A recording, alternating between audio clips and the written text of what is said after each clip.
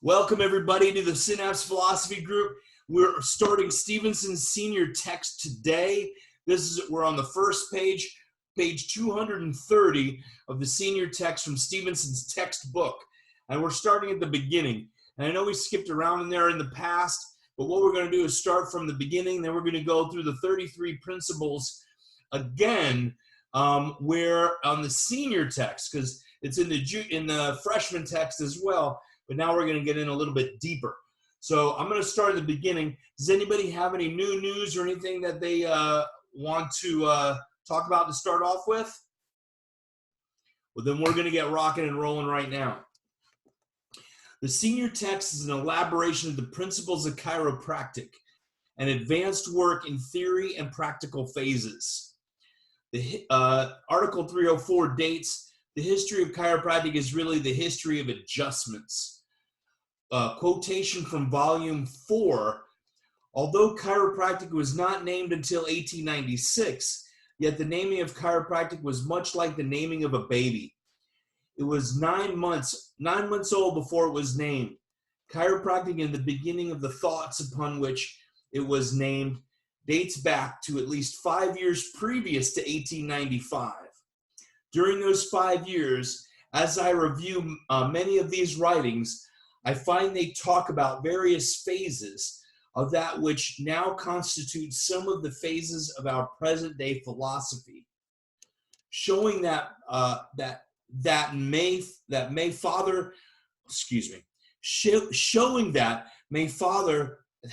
sense, was thinking along. My father was thinking along and towards those lines, which eventually and suddenly crystallized into the accidental case of Harvey Lillard, after which it sprung suddenly into fire and produced that white-hot blaze. Now I'm going to stop there because the accidental I want to touch on for a moment. Did you guys catch that? Anybody have any thoughts on that? You're blocked out there, Steve. I can't hear you. That's a dig from BJ, right? Because he's talking about volume 4. Okay, BJ still sort of digging on his dad. He published volume 1, the chiropractic philosophy, which was Didi's work. BJ did a few little things in there and then published it under his name and was taking credit because Didi said, I am not ready to publish that yet. And now Stephenson is quoting BJ about the sudden influence or sudden discovery, where Didi was talking about 9 years in the making of chiropractic and then delivering it to the world to BJ. Difference in story, right? We read that in 1910. So there's a little conflict in here. What do you guys feel about that? Let's talk about some discussion here. You can't just have me. I'll talk this whole time, but it's not what it's all about. What do you guys feel? Who's 305 down here in the bottom corner? Does anybody know about that feud and all those types of things? Wasn't BJ until later on he started really saying, different things. Here it's still into that feud and that father-son, battle they were having. What do you think, Stephen? Why would he call it an accidental?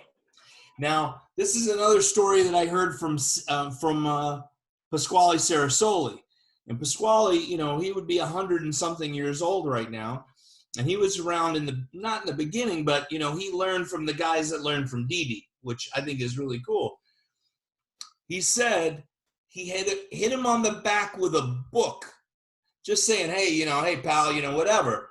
And he felt something strange. It just didn't feel right. And that gave him the next intuition to feel the vertebra, the fourth dorsal, to adjust. That's a story you don't hear very often. Now, yeah, but even that's not an accident. There are no accidents. But he's still exactly right. But he still was researching for 9 years before he delivered that adjustment. It was no accident. Right. Exactly.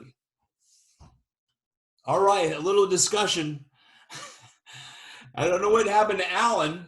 They should be here tonight too. We've got a couple other people that told me they're going to come in a little later.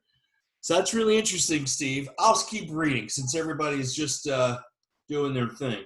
As chiropractic grew, other important things useful in chiropractic were discovered. This is good. Palpation. Between 1898 and 1900, nerve tracing, 1905, the Merrick system, which we still use today, 1909, spinographs, 1910, B.J. Palmer, we know that, taut and tender fibers, which is still on most people's travel card, 1922, the neurocalorimeter, okay, I mean that's a Titron now, but the thermocouplings are still valid. That's 1924. Here's a note in parentheses. I heard BJ explain taut and tender fibers in 1920 in his classes, as if it were then old to him. But no one seemed to pay much attention to it until 1922, when he began to emphasize it. In 1922 is the date usually mentioned. Okay, and that's from Stephenson. History of adjusting. This is article 305 on page 230. I prefer to quote BJ in Majors and Minors, page 7. In order to tell a history of adjustments, the first patient who received chiropractic adjustment was Harvey Lillard, a colored man. The incident, in brief, follows he had been deaf for 17 years. So much so that from the 4th floor of the building where he was a janitor, he could not hear the wagons moving and the streetcars rolling on the streets below. When he asked how he became deaf, his explanation was as follows. While in a cramped stoop position, I felt and heard something pop in my back. Immediately, I went deaf. To no one, to one who was observant, a student that would be an accidental eye-opener, and it was to D.D. Palmer who asked, what is the connection between the back and the hearing in the ears? He examined the back. By good fortune, the first case in which a spine was examined, with that thought in view, a large bump was found. It was not one of the common bumps to see today in palpation, but but so prominent it could be seen with the eye. That's pretty amazing. The following, and this is in parentheses, the following consequential reasoning occurred. If there was no bump when the hearing was good and the production of the bump destroyed the hearing, why didn't the reduction of the bump restore hearing? The first attempt to correct it is now a subluxation was then made. The patient was put upon the floor, face down, and a shoved-like movement was given. The bump was reduced by the first 3 shoves, and in the first 3 days, hearing was restored. Harvey could hear a watch tick at the average distance you and I could today. That's cool.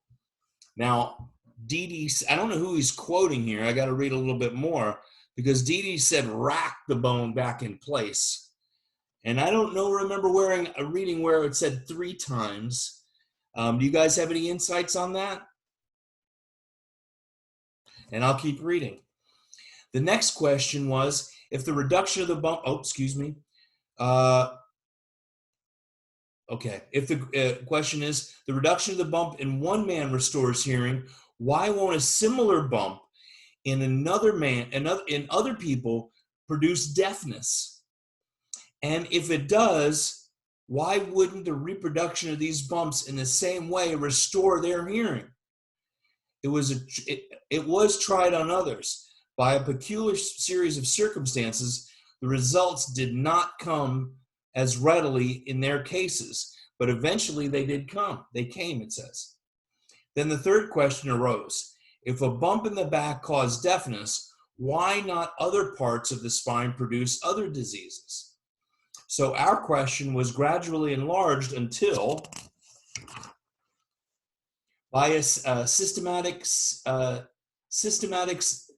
systematic series of investigations covering years, you have your chiropractic of today. Education advanced. After period, we ceased calling them bumps. They became dislocations. Now, I don't like that, truthfully. We at a later, and that's me saying that because I don't remember Didi in any of my readings call it a dislocation. It was less than a dislocation. It was a luxation, being a subluxation, less than a dislocation. We at a later time were impressed with the idea that this bump was not a dislocation. It was, in reality, not a dislocation, but partial, more assuming the character of a luxation, yet not a luxation. It was a subluxation. Okay, there we go. That explains it, right? Anybody? When we had assumed as a matter of education that breadth of ideals where they became subluxations, we no longer assumed to shove. We developed and pushed and pulled principles, which was of various forms and methods. We began at a following period to study the spine from a mechanical point of view. Until this time, the only people who attempted to study the spine as a machine were osteopaths, although pathologically they still regarded man as chemistry and physics. We confirmed our observations of mechanical ideas to the spine, so much so that we brought out the knowledge of the kinematics of the spine, both normal and abnormal, as to position and apposition and subluxation. We then began the study of the pathological, traumatic, and anomalous conditions of the spine. At the time began the gathering of the osteological collection, which we now possess, for the purpose of elucidating the theories that held the propagation of others. All right. Anybody have any input at all? You know, the large bump that could be visibly seen. I think that, you know how, let's say you buy a Volkswagen Bug, it's a new car for you, and all of a sudden you see a bunch of, I think that was providence. And I think the perception from innate downloaded this and made it larger because, you know, what's the deal with seeing that bump? I believe it was providence. Maybe there was no bump, but from the seer's eye, it was large. And possibly. Steve, I think you're right on target. And part of what I'm teaching an innate baby and innate adjusting is how we create that consciousness of where is that subluxation we're drawn to it. How do we become more drawn to it? And you've been in practice for, a very long time, and you come to a point where you can see them a mile away. BJ said it in his later books. I see subluxations everywhere I go. And when we really start, when we're seasoned in this service, we don't have to find them, they find us, right? And when you said that, Steve, innate said, adjust me here, this is the time. I gave you that spiritual inspiration, right? And you got that message of chiropractic, deliver it right here. Innate said it, just like you did. Fernando from Mexico, good to see you. You have some insights for you? You want us to clear up anything? How's it going? Everything's good, thanks.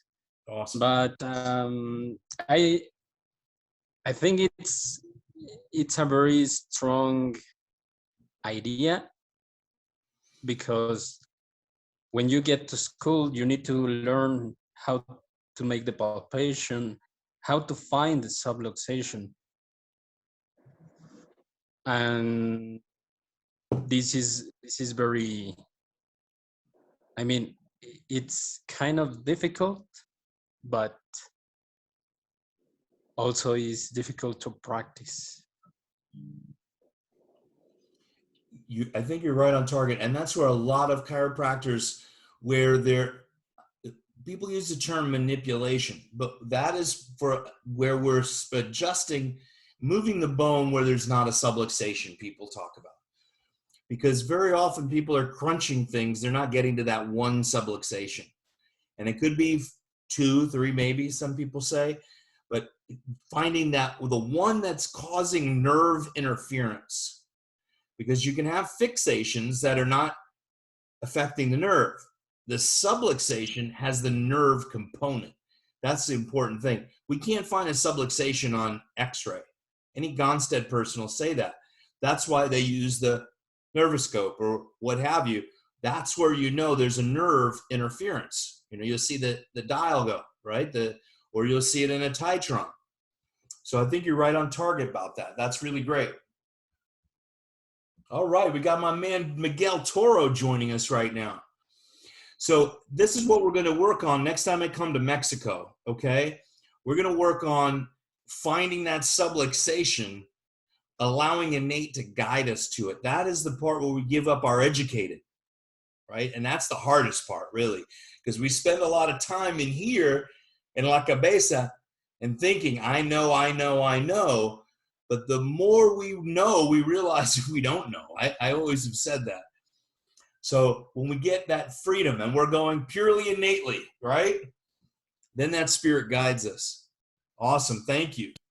Miguel, my man, how's it going down there? Miami is in the house.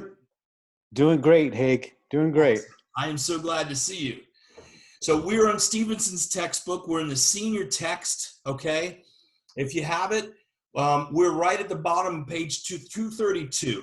And I'm going to continue reading unless anybody has anything else. And I just want to give you guys a heads up too. This one specifically, we're going to have subtitles. We're going to translate into Spanish and into Portuguese, okay? All right. It became necessary. No, excuse me, I changed pages. I'm at the top. Education advanced. After period, we ceased calling them bumps. Oh, my mistake. I did that okay already. Halfway down. We confined our observations of mechanical ideas to a spine, so much that we brought the knowledge of the kinematic of the spine. Okay, I already read that, didn't I? My mistake. All right. When we study the spine, mechanically speaking, we realize that treatment, in parentheses, was far-fetched in its application. As describing the thing we attempted to do, being a machine, being mechanically adjusted, then came the word adjustment. Approximately 6 years ago, we began a series of clinical tests or investigations of the new viewpoint. I refer to the spinograph. Now, you realize this is BJ. He's taking this from volume 4, where BJ was just really starting his work. Didi had already done this, and he was working in a spiritual way. BJ is very mechanical in the very beginning, and they're talking about how mechanical this is, even saying so. That's why I feel it took chiropractic, needed to go through that stuff. You going to Guadalajara. Okay, Steve, that's awesome. When are you doing that? Tomorrow. Tomorrow. Fantastic. You'll love Guadalajara. All right. Are there any chiropractors? I know there's chiropractors, Fernando, people from Mexico. Are they in Guadalajara? It's a big place. Do you know have any referrals to go in Guadalajara, Fernando? No, I'm looking for students. I'm looking to just hang out with students. There's no school in Guadalajara, but you All know, right, whatever.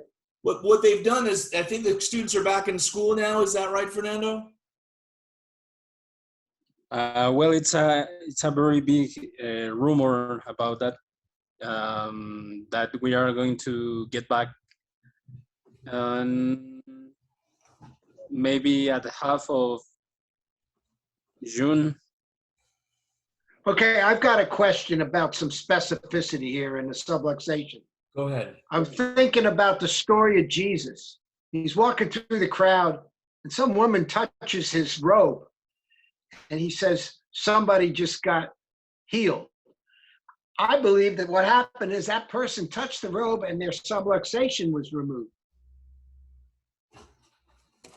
You know, Sisyphus used to say Jesus was the first chiropractor and he had 12 associates.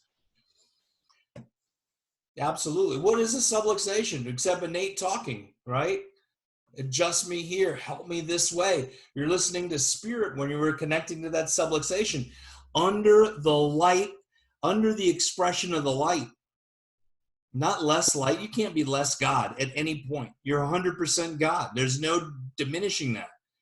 Under means a heck of a lot more than less than in my world. Once we get out of that lack consciousness as chiropractors, that's when we're truly going to grow and truly get into a spiritual consciousness as chiropractors. Well, I don't really want to like push a non-specific crack 'em and rack 'em, but I am saying that specificity is an innate function of the patient's body. We do what we do, but the specificity is provided by innate. Yeah, I agree. I mean, who does the adjusting? You know, BJ said it, Dee said it. You know, we offer a force, takes it the way it wants it to do it, and then spirit adjusts you. Your innate intelligence brings the bone back into where it truly needs to be. And they all said it many times, no matter how, you know, from volume 18 or whatever it is, we don't do the adjusting. Your innate does that adjusting. Right. Sisyphus used to say, I move the bone, God does the healing. I'm going to back away. It's an inside job. I can't heal you, which also means I truly can't adjust you. Your body still has to do the work. And the adjustment is made when my pisiform leaves the spine. Yeah, because you're, okay, I'm stepping away, right? But maybe, does it really begin when, you know, have you ever had anybody, you know, I'm calling you, my back has really been bothering me until like today when I decided to call you, but, you know, does it come from that consciousness even? The body start making that shift. There you go. It's power in words. There's power. I mean, the things we think, say, or do. He said, think first, right? Thoughts are things. Thoughts are things. Pasquale used to say that all the time. Thoughts are things. Be careful what you wish for. It's powerful. And, you know, getting that into our consciousness early in chiropractic, I think is tremendous. Let's see. I'm going to read Miguel's here. They start healing when they enter the field, when they walk into the waiting room. Absolutely. You know, our field of energy is powerful. If we're thinking in our, I got to pay my bills, I got to fight my wife or my girlfriend, or the last patient, you know, tweaked me in some way, then they're also walking into that field. That's why our clarity is so important. Right on. Thank you for that, Miguel. Excellent. And now this is your first time on, Miguel. I think you've come on before, but this is an open discussion. Everyone has an opportunity to talk. So it's not the Haig show. I appreciate it. Yeah, first time on here, and I want to do some more reading. I haven't read enough of the books, and I want to get back into it. I know it's probably the one thing that's lacking. Everything else is great, but I feel like so focused on the practice that you kind of ignore some of the basics, and these are the basics, you know. Amen, brother. That's called slipping and checking, right? We're slipping and checking, and we all slip like that. And what happens is we get focused on that one thing, opening the doors, taking care of the people, taking care of our family, and then we got to fit ourselves in some of that stuff. But this is the spiritual food, right? The spiritual food. And so that's what we do. I mean, we read these passages and we talk about them. How does it affect us? What does that mean into the service of the people, right? Because that's what it's all about. It's not really me being a chiropractor or you. It's caring for the people. The people are the ones that matter the most, right? Awesome. Thank you for that, Miguel. I need to come down to Miami, get adjusted, my man. We got to come down soon. I miss you. All right. here we go. It is no longer sufficient to say that we adjust with the recoil. Oh, we are ready for our next step, which you may call, this is from 206, also, I prefer the toggle recoil because of its application of the new series of observations made from the spinographic facts. That's pretty good. History is his story. The his is, in this case, being the author who has lived it, been the cause of the large majority of it. Therefore, the source of the facts here recorded could not be improved. That's from B.J. Palmer. And, that is powerful stuff, where we're reading his story, history, right? The recoil being, I think, the most important part of the toggle. I had a great friend of mine who adjusts me an inch off of my skin, okay? And I've had some of the greatest adjustments from that. I've learned how to do that now, and I teach it. And he toggled me. He was learning to do toggle again, and he'd toggle and hold for a moment. And I tell you, it's like one of the most uncomfortable things I've ever experienced. It's that recoil is the Sigafus used to say, it was like sucking it back up. So yeah, I agree.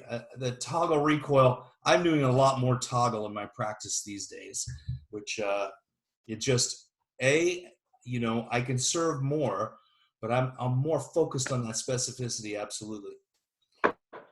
All right. So we've gone through all the way to page 233.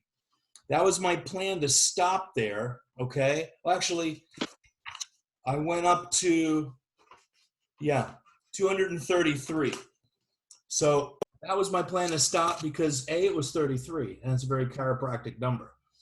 How are you guys feeling tonight? What do you need to work on? Where are we on this right now? I learned this. What's that? When you go slow, you're moving the one above and below.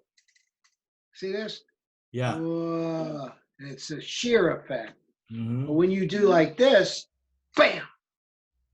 And when you look at a slow motion of a hammer hitting a nail, it recoils off it. And then the nail goes in. Yeah. So speed, we used to practice on speeders. And now we have instruments that can tell you actually how fast and how deep to improve your toggle. Yeah. I think Dwayne sells those.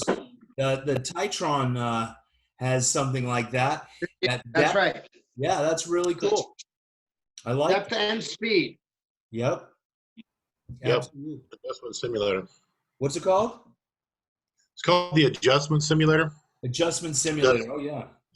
Speed force over time. It doesn't do torque yet. That's really cool. I like that. I've messed around with it, and that's a lot of fun. It's a lot easier than spinning an egg. A lot neater too if you use an unboiled egg. All right. So, where are you guys? How's everybody feeling? Practice, we're coming into the summer. We've got people graduating. We've got people, getting back to school, all these different things. And in practice, how's everybody feel with where you're going? Anybody need any clarity? I need clarity myself. We've had some ups and downs in practice. And just like Miguel said, getting back into this philosophy, I feel, is one of the most important things a chiropractor can do.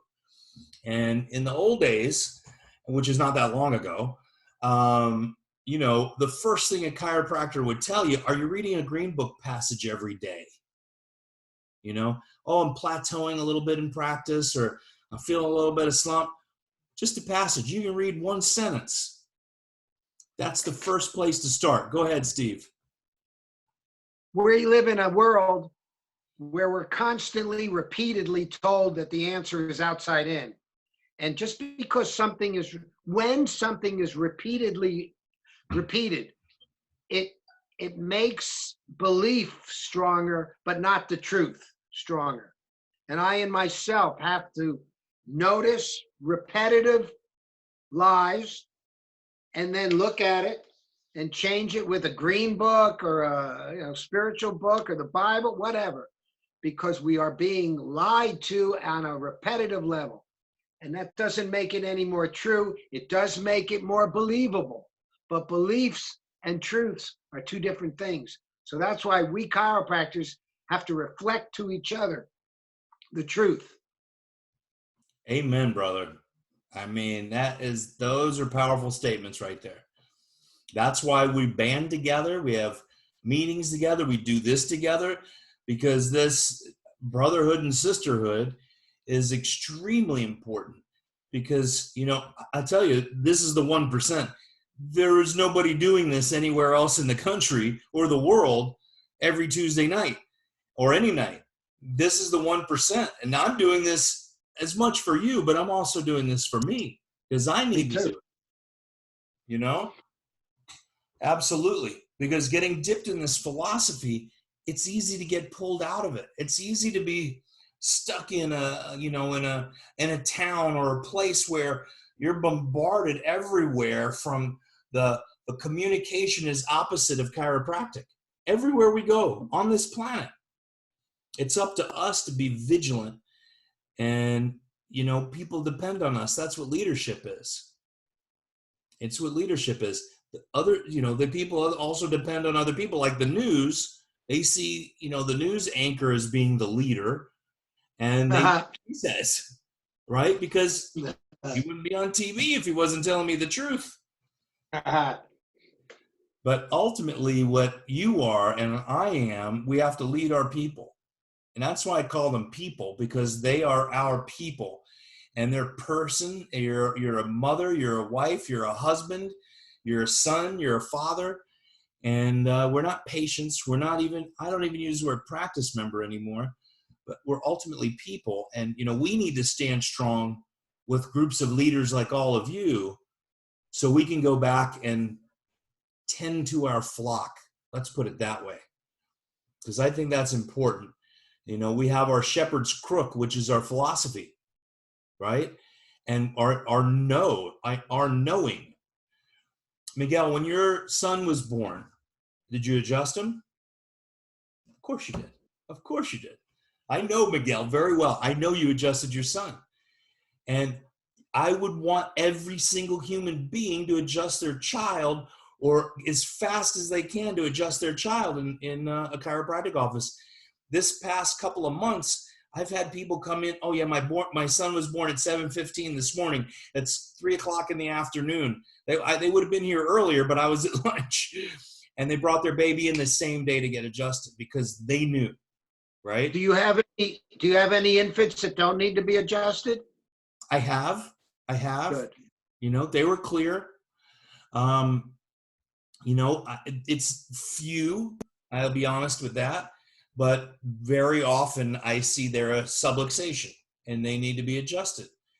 And, but I have absolutely. Very often now I'm seeing more and more difficult births, people coming into me, 39 weeks, and they want to get adjusted because their child is breech and they're threatening a C-section. That C-section baby needs an adjustment. If you don't find a subluxation that day, it may show up 2 to 3 days later, if I'm seeing them that first day. But yeah, absolutely. If everyone knew that, they would do it. If they knew what we knew, they would do what we do. Simple as that, right? All right. Anybody else? Anybody have any input? Something else? This was life-changing stuff that we do here. Everything you do, you realize we become complacent in it. The things that we say, think, or do, we start seeing, you're all right. Oh, yeah, your GERD went away. Oh, yeah, that's good. It's just a miracle. Things changed. Our philosophy, I've been reading it since the beginning of chiropractic school, and I'm seeing it with new eyes every day. So this is powerful stuff. I'm so grateful to have all of you. And let's all participate more next time, okay? Fernando, do you have a last closing bit? Because you just popped on. All right. All right, my friends. I love and appreciate you all, okay? And invite your friends. Let's get this together. We're all a team here. We're serving chiropractic, and we are changing the world now. Not tomorrow, because it never comes. It is now, okay? God bless you all. Keep serving. I love and appreciate you.